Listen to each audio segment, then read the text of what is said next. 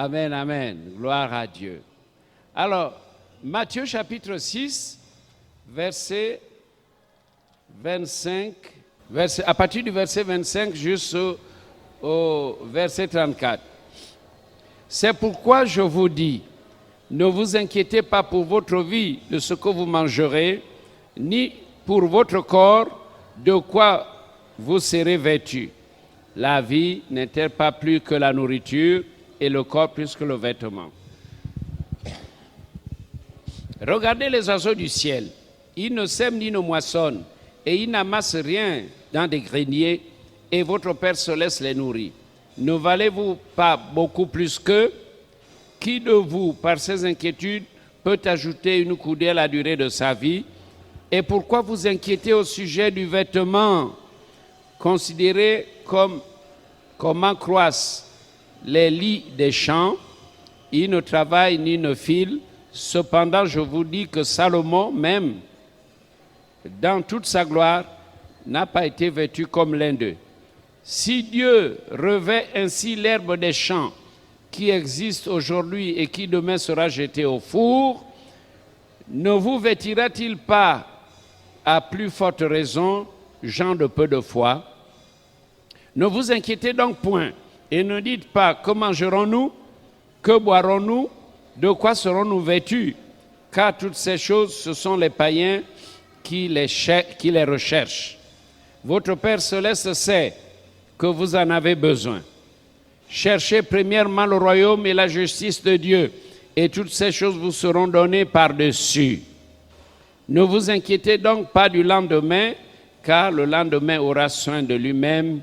À chaque jour suffit sa peine. Amen.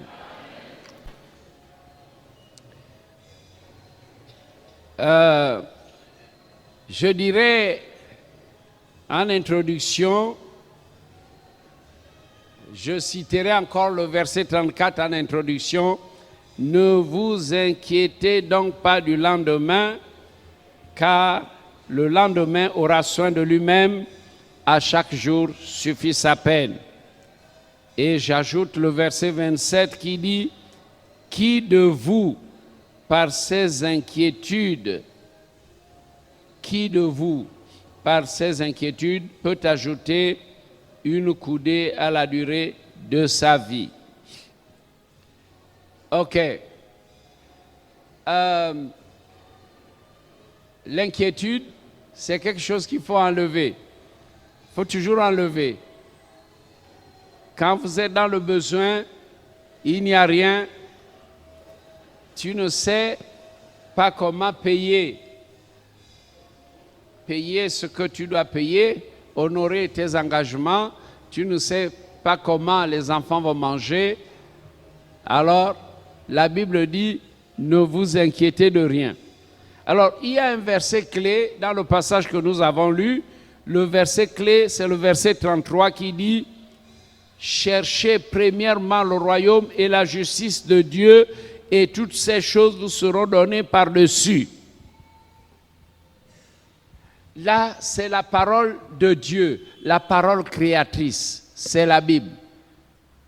C'est la Bible, mais ce n'est pas un écrivain de la Bible poussé par le Saint-Esprit, mais c'est Jésus.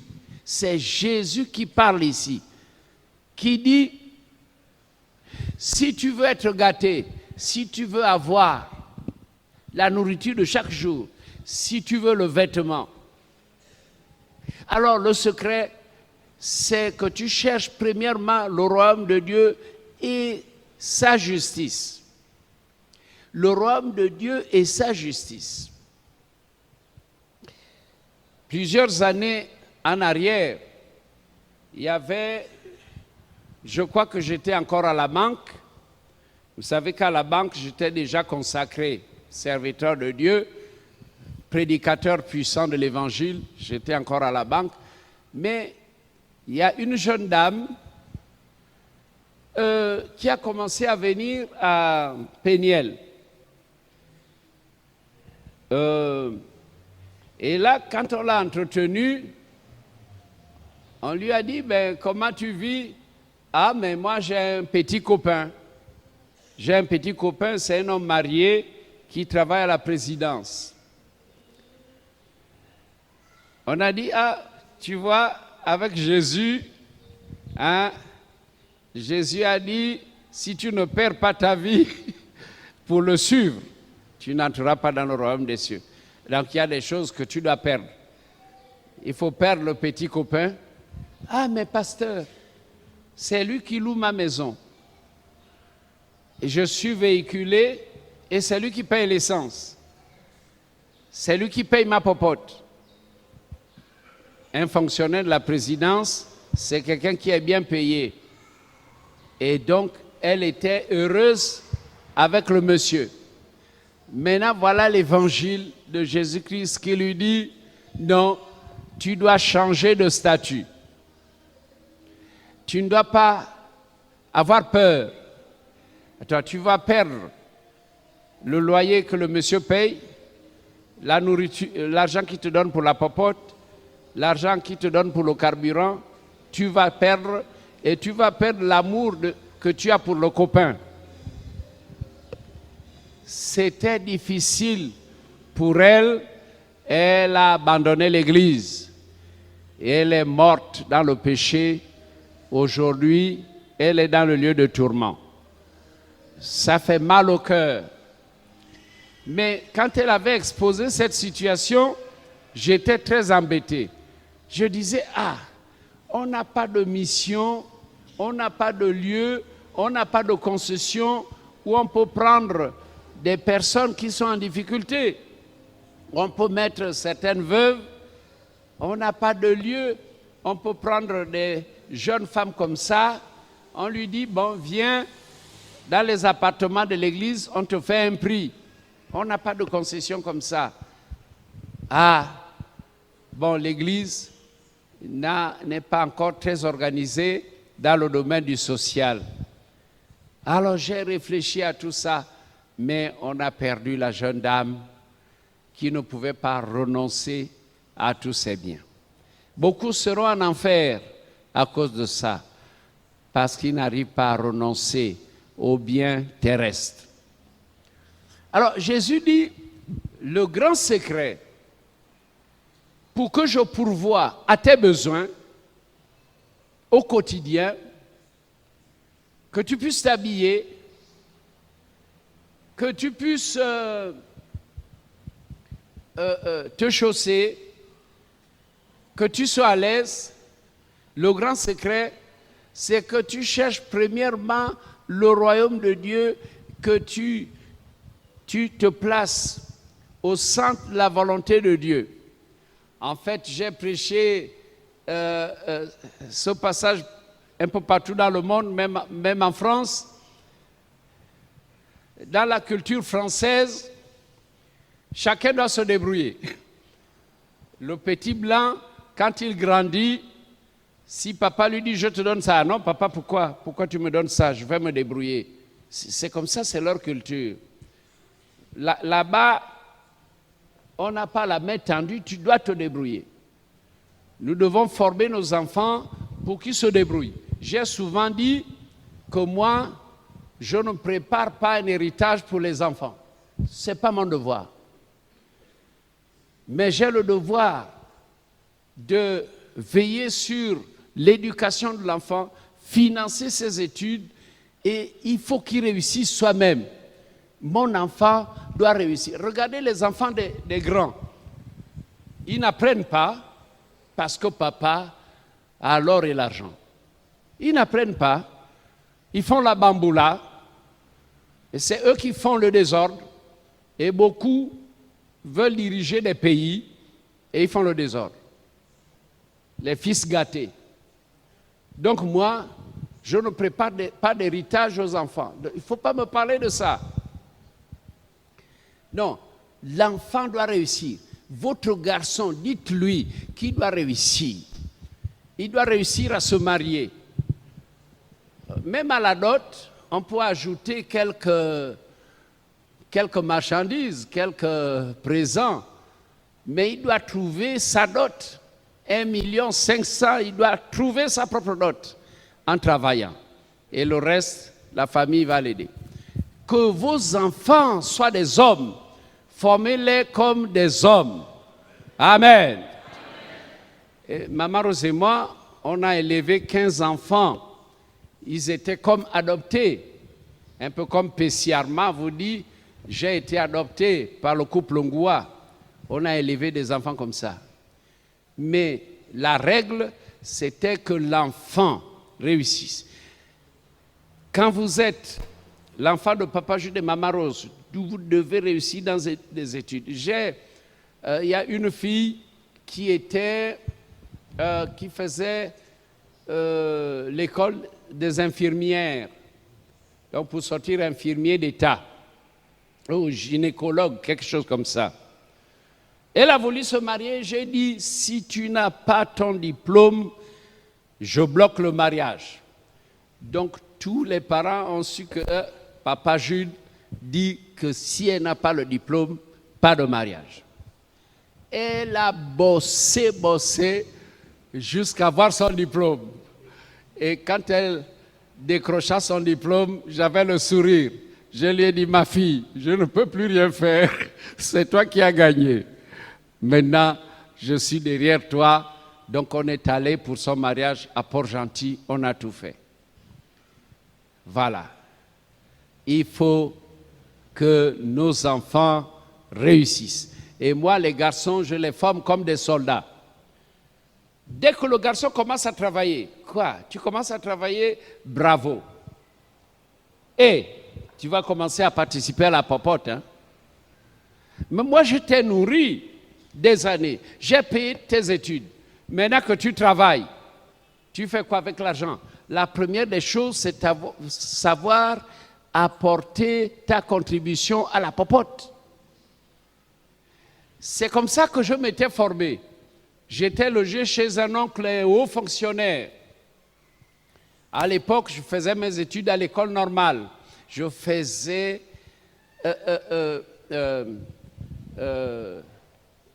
j'étais encore étudiant et j'habitais chez un haut fonctionnaire. Quand j'ai quitté l'école normale pour aller dans les banques, parce que j'ai voulu changer d'orientation.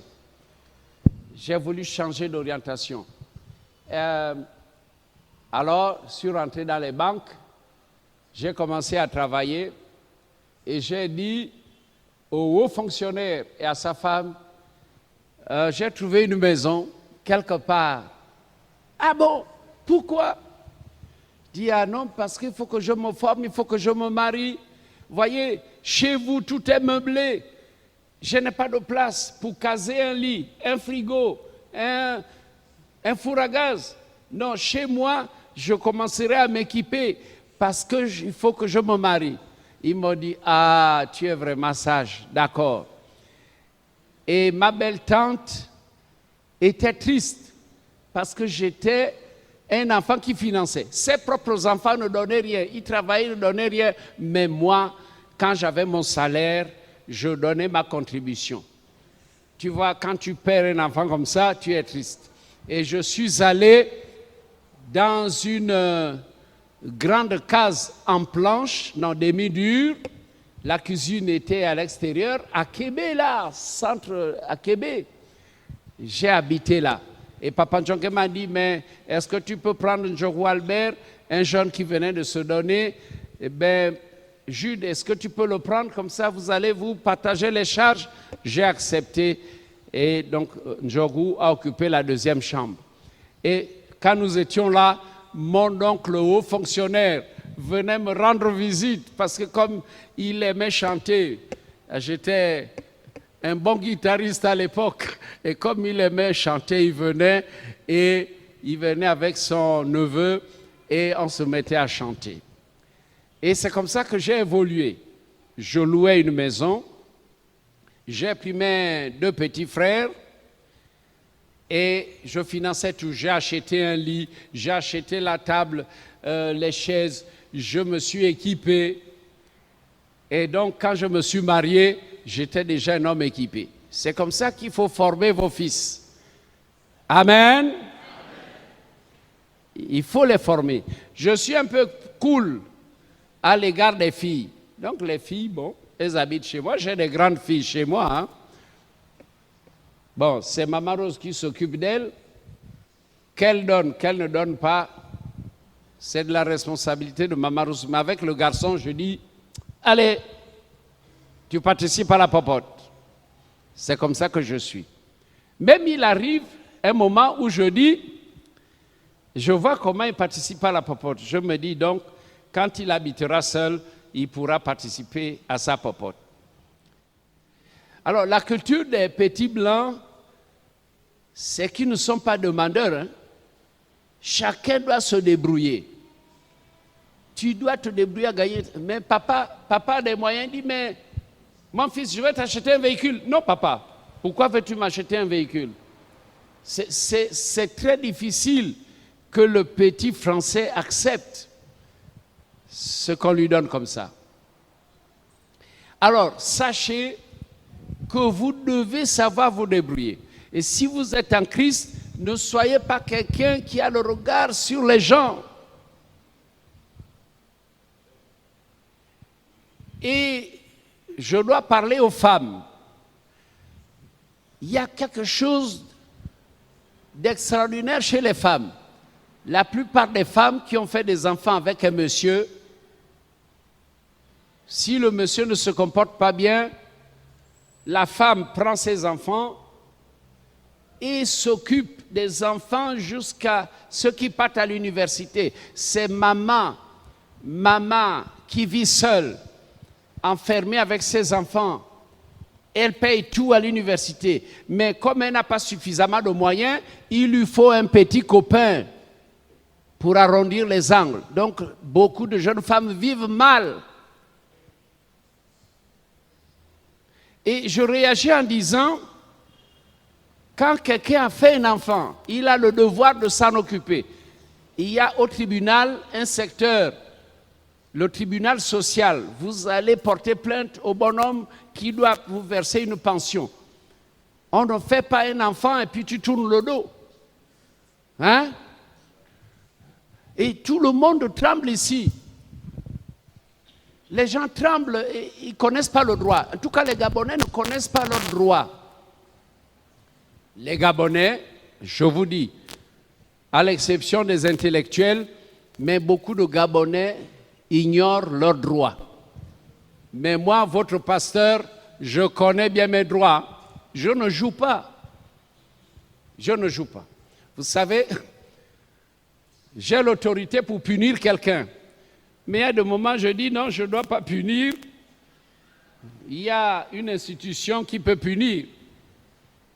Allez, amenez-le au commissariat. Commissariat, allez, en prison. Ok. Et je dis, j'irai prier pour lui en prison. J'irai le voir là-bas. Monsieur le voleur, je suis venu prier pour toi. Et moi, j'aime donner des grandes leçons. J'aime donner de grandes leçons. Voilà. Et je donne des leçons à des gens qui n'ont pas de culture du tout, qui font mal. Moi, je connais mes droits. Donc, c'est comme ça. Vous savez, au PK8, le directeur de l'urbanisme m'avait dit, pasteur, fais la clôture pour protéger le terrain. Donc, j'ai fait construire une clôture. J'ai construit le temple, le presbytère. Voilà maintenant une jeune dame, la fille d'un général, qui vient avec un géomètre du gouvernorat. Elle se fait accompagner d'un capitaine de l'armée de l'air. Le bonhomme a tous les galons, la jeune dame est là, avec le géomètre, ils veulent couper le terrain clôturé, ils veulent couper le terrain. Je suis en France, on me dit, ah, des gens, j'ai dit, j'arrive. Et un jour, je suis là, je vois la dame, l'homme avec les galons, le géomètre du gouvernorat. Que faites-vous là? Oh non, ici c'était la plantation de ma mère il y a 20 ans de cela. Ah bon? Ta mère avait une plantation et toi, tu ne vois pas que c'est clôturé? Écoutez-moi bien. Le Gabon est un pays de droit. Vous me voyez là, j'ai fait tous les papiers, l'urbanisme, le cadastre, j'ai tous les papiers. Et vous osez venir dans une concession privée en disant vous coupez, je vais vous porter plainte. Ils sont partis. L'homme avec plusieurs galons, la fille du général, tout le monde est parti. Voyez. Parfois, ils se disent, ah, comme c'est un pasteur, c'est un doudou. Moi, je ne suis pas un doudou. Hein. Je suis un général, hein, comme Gado. Avec la main.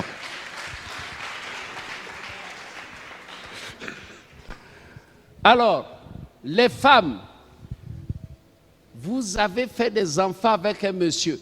Et le monsieur est peinard. Et c'est toi qui prends tout en charge. Ça pèse lourd dans ta vie. Non, tu portes plainte au tribunal social. Il y a une assistante sociale. On va convoquer la personne pour qu'elle paye. La personne n'ira pas en prison, mais on va contraindre la personne de payer une pension. Ne soyez pas timide et tourila. Ne soyez pas maboule. Amen, amen.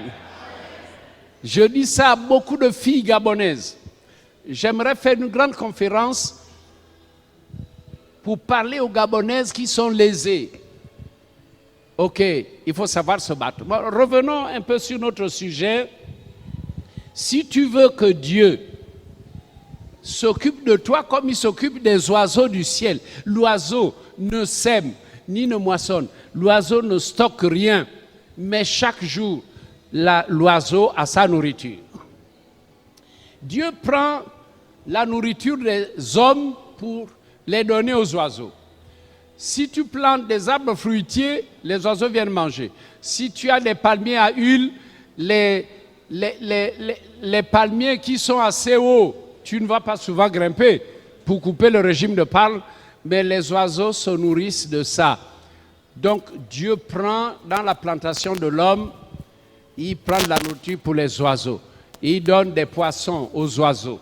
Il donne les mouches, les insectes à ces oiseaux et les oiseaux mangent tous les jours. Jésus a dit, regardez, les oiseaux, personne n'a aucune plantation, personne ne sème, personne ne stocke des réserves. Mais chaque jour, Dieu s'occupe des oiseaux. Pensez-vous qu'il ne le fera pas pour vous? Non, ne vous inquiétez de rien.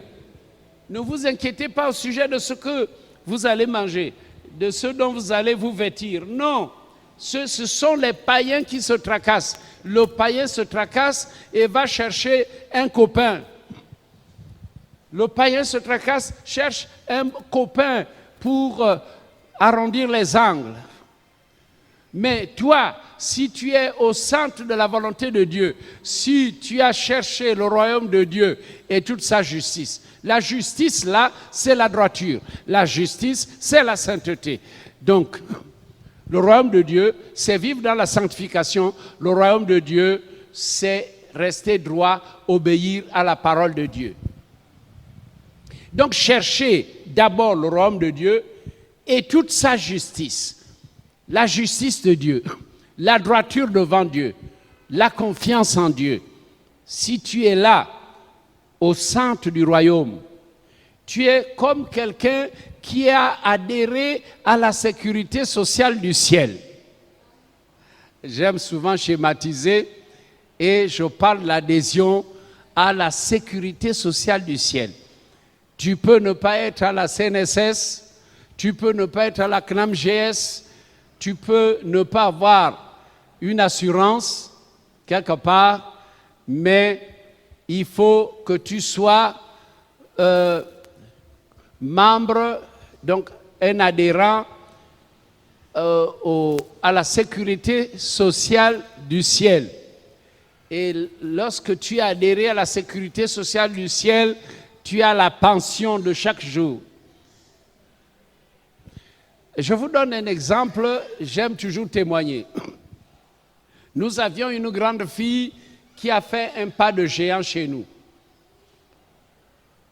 C'est une sœur qui priait avec nous à l'Ikwala quand on a ouvert Péniel. Bon, elle était encore à l'université pour des raisons de santé. Elle a interrompu ses études. Et puis, beaucoup de familles voulaient de cette sœur-là, beaucoup de familles. Ah, ma fille, tu peux venir habiter chez nous. Parce qu'elle avait bon caractère, elle était remplie du Saint-Esprit. Mais finalement, elle a dit non, je vais habiter chez Papa Jules et Maman Rose. Cette fille a fait un pas de géant, remplie du Saint-Esprit. Elle a été élue diaconesse à Louis.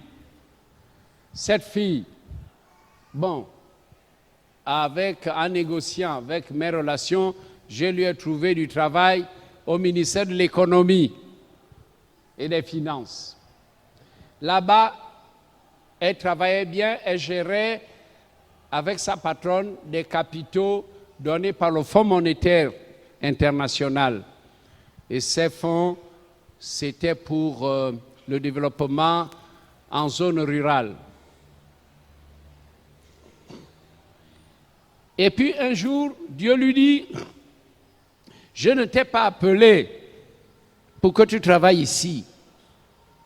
Je t'appelle pour que tu sois à côté de mon serviteur Jude. C'est comme ça qu'elle a démissionné du ministère de l'économie au moment où elle venait d'obtenir le poste budgétaire.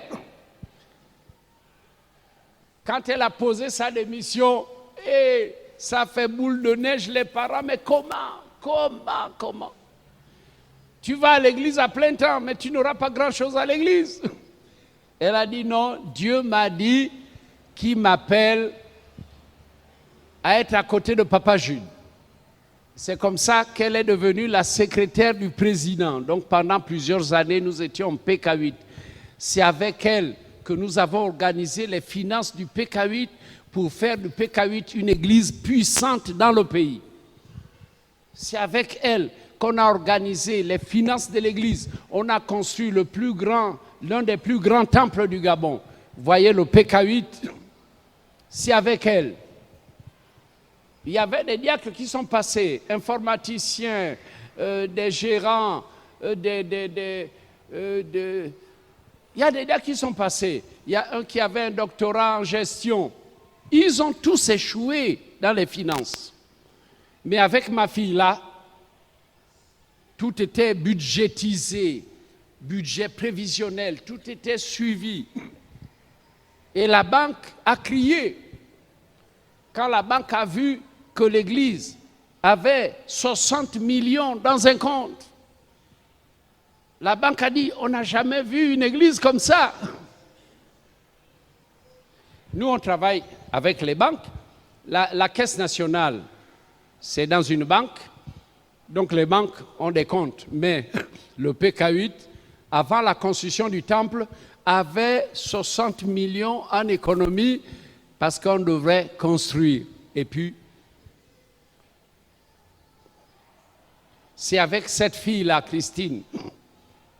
Elle était remplie du Saint-Esprit. Elle était prophétesse en même temps. Maintenant, avant qu'elle ne trouve du boulot, là, elle avait un bon salaire, c'était autre chose au ministère des Finances. À l'église, elle gagnait moins que ça, mais elle était en paix. Alors, quelqu'un est venu l'épouser, un ancien est venu l'épouser, on a fait un grand mariage et le monsieur est parti travailler en France. Il a dit, je ne peux pas enlever à Papa Jules sa secrétaire. Donc, le monsieur, pendant 10 ans, non, pendant 3 ans, travaillait en France. C'est moi qui ai dit à ma fille, il faut que tu rejoignes le mari. Non, ne laisse pas seul là-bas. Rejoins ton mari. Et c'est comme ça que j'ai trouvé c'est Pélagie Kombila, qui est actuellement la secrétaire du président. Mais cette fille, avant qu'elle ne trouve du travail, il y avait une grâce qui l'accompagnait. Quand elle arrivait chez son oncle, oh, ma fille, ma nièce, oh, bienvenue. Ah, attends, oh, mais tu viens rarement ici. Ah, tiens, il met la main dans la poche. Elle va voir une tante. Oh, tiens, je te donne une robe. Je te donne une paire de chaussures. Partout, dès qu'elle se pointait, elle avait une faveur. Et quand vous n'avez pas Dieu, mais c'est qui? Ah, dites que je ne suis pas là. Il y a des figures qu'on ne veut pas voir. Il y a des voix qu'on ne veut pas entendre. C'est que tu es du côté du diable. Si tu es du côté du diable, tu n'es pas abonné au centre de sécurité sociale du ciel. Tu n'es pas au centre du royaume de Dieu. Pour avoir la faveur, on te ferme la porte. Ah, tonton, est-ce que tu peux m'aider? Ah non, ma fille, je n'ai rien. Tante, est-ce que tu peux m'aider? Je n'ai rien. C'est que ta porte est fermée. Mais je voudrais dire à quelqu'un, ouvre ta porte. Amen. Ouvre la porte qui est fermée. Parce que tu as du mal à vivre. Tu as du mal à trouver l'argent. Ouvre une porte divine. Crée la faveur de Dieu. Sache que Dieu, puisque c'est Jésus qui a dit ça, Jésus le Sauveur n'a pas menti. Dis-moi, chaque jour je donne la nourriture aux oiseaux. Et c'est ce que je vais faire avec toi. Tu peux même prier en disant, Père, donne-moi le pain de ce jour. Vous savez, il y a une prière comme ça. Père, donne-nous le pain de ce jour. Regardez, le chrétien qui n'a pas de travail, je m'adresse aux personnes qui n'ont pas de travail, que Dieu peut s'occuper de toi au-delà de tes attentes. Amen. Il suffit de se placer au centre de la volonté de Dieu. J'aimerais te poser une question. J'aimerais vous poser une question. Sur qui fixez-vous vos regards? Sur qui fixes-tu tes regards? Sur qui comptes-tu? Fixe tes regards sur Jésus. Car la Bible dit, quand on tourne vers lui le regard, on est rayonnant de joie et le visage ne se couvre point de honte. Psaume 34, versets 6 et 7. Quand on tourne vers lui le regard, on est rayonnant de joie et le visage ne se couvre pas de honte. Es-tu prêt à expérimenter la marche par la foi en comptant sur le secours divin? Peux-tu chaque jour dire, Père, donne-moi le pain de ce jour? Si tu donnes la nourriture aux oiseaux, tu vas me donner la nourriture pour moi et pour mes enfants. Je vais lire le psaume 40, verset 18. Psaume 40 pour terminer.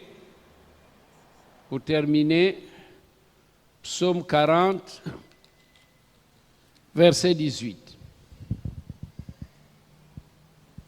Moi, je suis pauvre et indigent, mais le Seigneur pense à moi. Tu es mon aide et mon libérateur. Mon Dieu, ne tarde pas. Moi, je suis pauvre et indigent, mais le Seigneur pense à moi. Ah! Oh! Donc Dieu pense aux pauvres. Je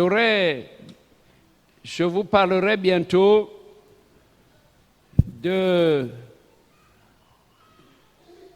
ce que doit faire une église qui obéit à Dieu. Je viendrai avec un message que j'ai donné récemment en France. Ils étaient émerveillés. Comment penser, comment aider, visiter les prisonniers, les malades, ainsi de suite, aider les pauvres. C'est un message avant que je ne vienne. Alors en France, ils étaient bouleversés. Et ce jour, j'ai dit, mais je vois une caisse aide aux pauvres.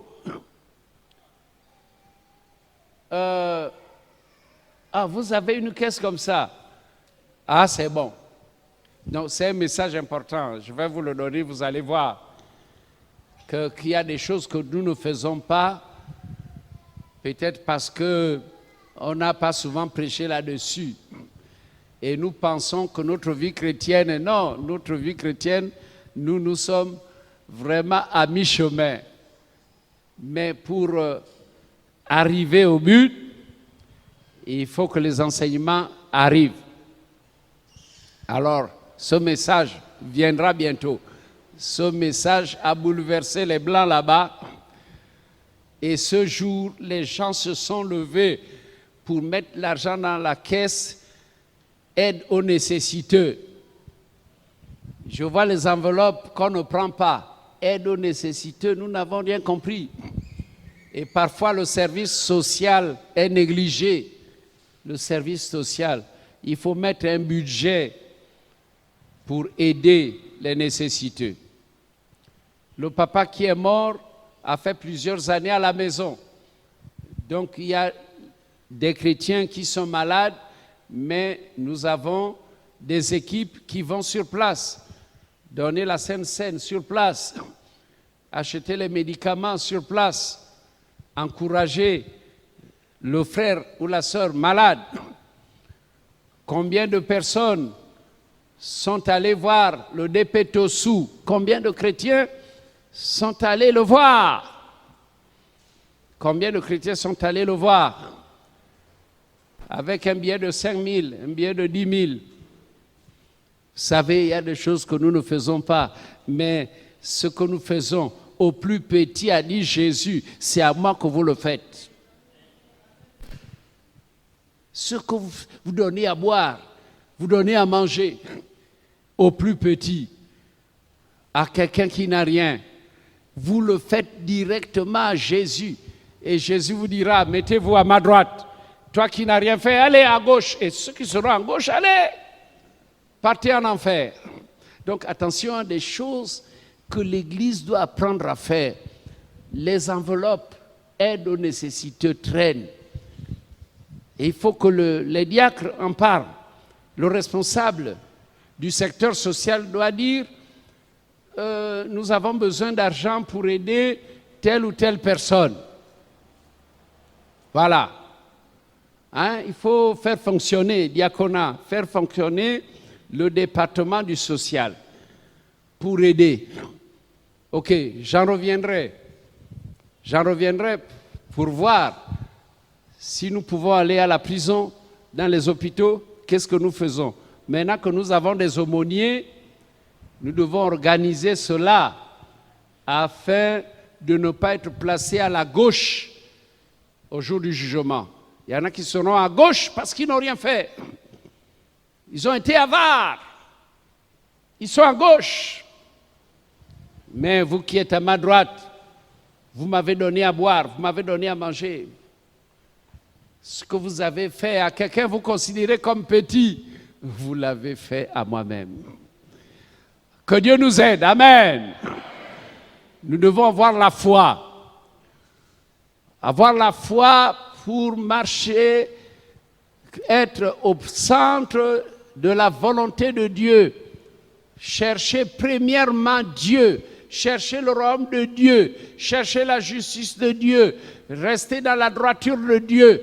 Alors, marche par la foi. Et le regard fixé sur le Seigneur et non sur un homme, non sur les gens, pas sur les membres de la famille, pas les yeux fixés sur papa, mais les yeux fixés sur Dieu. Et Dieu est capable de t'octroyer des faveurs. Mais Dieu va travailler aussi par les hommes qui seront bien veillants, c'est ça. Comme les oiseaux mangent dans les plantations des hommes,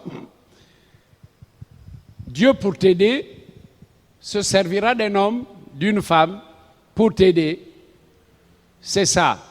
Et Dieu est très bien organisé. Il va organiser les œuvres sociales autour de toi. Gloire à Dieu. Amen. Levons-nous, nous allons rendre grâce.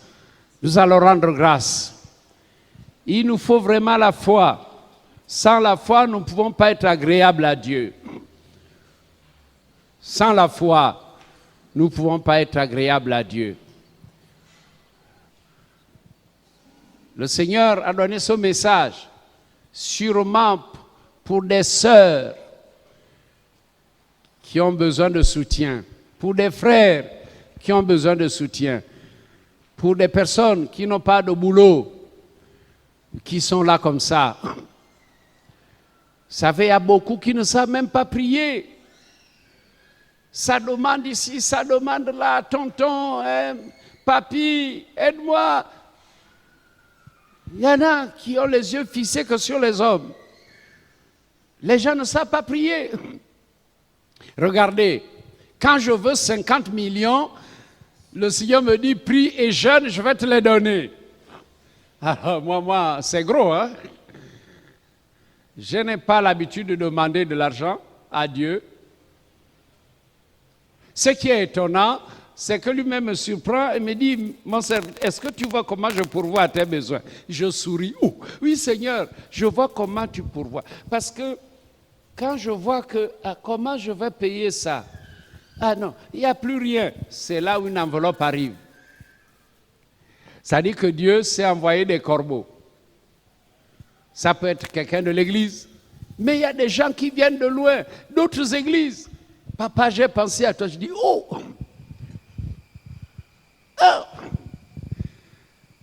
Tu vois comment je pourvois à tes besoins? Parce que tant que tu es au centre de la volonté de Dieu, mon serviteur, je m'occupe de toi. C'est moi qui t'ai dit d'abandonner la banque, d'abandonner ton poste où tu avais complètement réussi. Moi, je t'ai enlevé de ce poste pour que tu marches par la foi. Je ne t'abandonnerai pas. Je vais te soutenir jusqu'au bout. Amen. Remercions le Seigneur pour sa parole. Seigneur, merci pour ta parole. Merci pour ta parole. Ah, Seigneur, tu es là pour nous encourager, pour nous pousser, pour que nous ayons de l'avant. Merci, Seigneur, de soutenir la foi de tout un chacun. Que nous n'ayons pas les regards sur les hommes, mais le regard sur Jésus, le chef et le consommateur de la foi. Nous sommes plus importants que les oiseaux.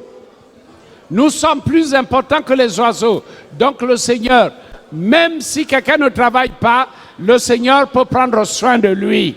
Seigneur, tu donnes la nourriture, tu donnes les vêtements, tu donnes le traitement. Et quand il y a des problèmes de santé, tu peux financer, n'est-ce pas, les soins en accordant des miracles extraordinaires. Tu peux payer les factures d'hospitalisation, car tu es un Dieu infiniment grand. Je te bénis pour ce que tu vas faire dans cette église. Je te prie de guérir les malades qui sont ici ce matin. Guéris les malades au nom de Jésus. Qu'un vent de guérison touche celui qui est malade et que les dépenses soient supprimées par une guérison miraculeuse. Merci Seigneur Jésus. Tu as le meilleur nom, le puissant nom, le nom qui sauve. Merci Père. Merci pour ce que tu fais.